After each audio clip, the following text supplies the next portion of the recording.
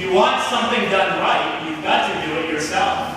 How often do we say that, and yet we are always wrong? Sure, if you're the best player on your basketball team, it might be very tempting to take the ball for yourself and do all the scoring. You might even win a game or two that way, but in the end, it's self-defeating because you never teach the rest of your teammates to play together as a team. You're not going to go very far. If you're a parent, it is always easier to cook breakfast yourself. But on Mother's Day or Father's Day, you let your kids cook breakfast for you, even though you see the pots and pans piling up, and you know there's going to be more work for yourself to do anyways. But you let them do it because part of being a parent is to teach them how to feed themselves, how to take care of themselves, ultimately to let them live life on their own. If anyone was tempted to do everything by himself, I am sure it was Jesus, because Jesus could do everything better than we can. I wonder if when the disciples come to Jesus and say, look, we have no food to feed all these people, why don't you send them home? We have a problem here. We can't feed all these 5,000 people. Maybe Jesus was tempted to say, look, let me just do it myself. You disciples never know what to do. I'm just going to come up with some food out of thin air to feed all these people. He could certainly have done that. He's God. But he doesn't do that. He does something else. He says, you give them something to eat yourself. I wonder how often that is Jesus' response to one of our prayers. Jesus, my sister's very sick. Would you please heal her? Well, why don't you heal her yourself? My brother is very discouraged. He can't find work. Can you please encourage him? Well, why don't you encourage him yourself? Look, Jesus, there's a hungry person. He needs food. Could you please help him get some food? Why don't you feed him yourself? See what respect and love Jesus shows us in that he wants to include us within his plan of salvation. Jesus doesn't just do everything for us as if we were children. He teaches us how to help each other. He teaches us, really, how to love. He teaches us what it means to live a fully human life. And so what does Jesus say? He says, well, what do you have? Okay? What do you have? Because our response would very often be like that of the disciples. Look, Jesus, we don't have anything to give. All we have is 5 loaves and 2 fish. We really don't have enough to feed all these people. I can't heal anyone. I can't encourage anyone. I can't feed all these hungry people. What am I supposed to do? And Jesus says, well, what do you have? What can you give? And the disciples said, well, I can give 5 loaves and 2 fish. What can you give? Your sister is sick. Well, I'm not a doctor. I can't do anything, but I can pray for her. Yeah, there's something I can give. I can say some prayers for her. My brother's discouraged. Well, what can I give him? Well, I could give him a phone call. I could invite him over for dinner. It's not much, but it's what I can do. What can you give that hungry person? Well, I can't even feed my own family. I can't make ends meet. I could at least give him 15 minutes to talk to him and find out what the situation is and see if there's a way we can help him. Maybe some service we can direct him towards. I can't give much, but I could give something. And Jesus said, well, okay, give what you have, but give it all. And notice what happens. Jesus takes the little that we have to offer. He takes it, he blesses it, he gives thanks to God for it, and he gives it back to us.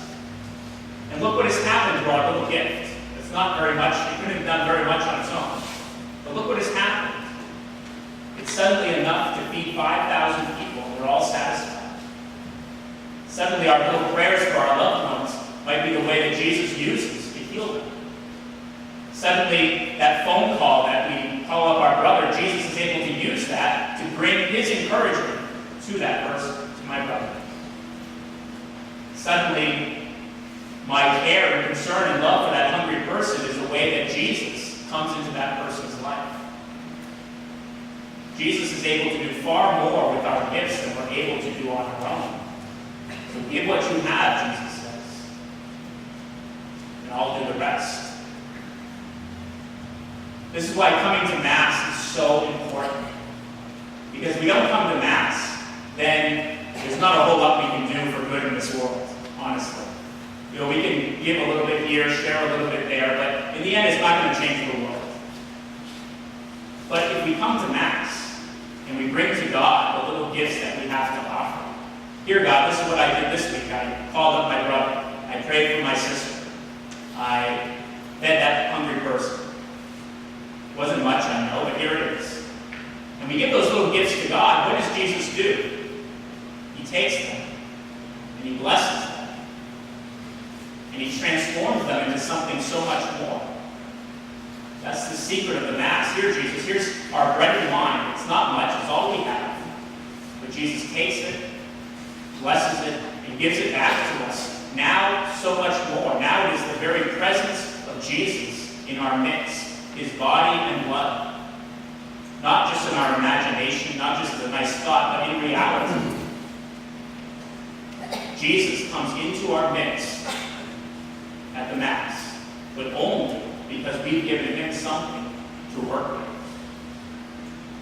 even though it's not much. One of the truly great saints of our time is Mother Teresa, of course. We all rightly look up to her as someone who changed the world for the better. And Mother Teresa started off her work because she was a little 4-foot-high Albanian nun who was sent to India to teach school children. And when she was there, she couldn't help but notice all the starving people all around her on the streets of Calcutta. And so she would pray, Jesus, can't you do something to help all these hungry people? All these people, they're starving, they're poor. Can't we do something? Can't you do something to help them?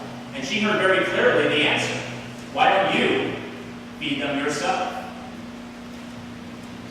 And Mother Teresa had plenty of excuses. I've never fed anyone in my life. I've never taken care of poor people. I have a job. I teach school kids. I'm from Albania. I've never been to India in my life. And yet, she obeyed Jesus' call. And she didn't have much to offer. Sometimes all she could do was go into the gutter, take someone out, and the person was already too far gone, and just stay there while the person died, at least be with them and pray with them. It wasn't much. But see how Jesus was able to take that little gift that Mother Teresa gave and feed millions of people with it. Bring hope and dignity to millions of people with it. And the secret to Mother Teresa's success was when she began each day for all those years serving the poor. She didn't just rush out at the beginning of the day and start trying to find poor people and haphazardly help people. That wouldn't have done much good in the face of all that crushing poverty.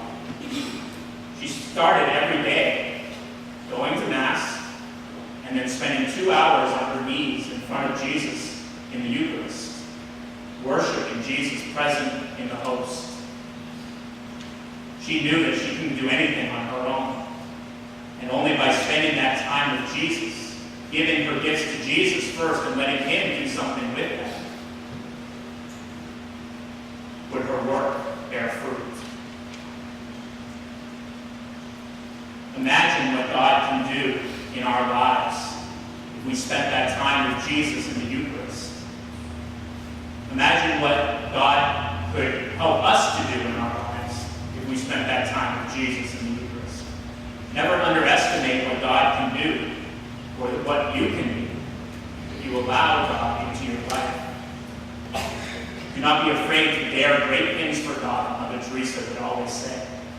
And she learned that lesson, kneeling in front of Jesus in the Eucharist, knowing that Jesus was sending her out to give her life as he gave his life to us.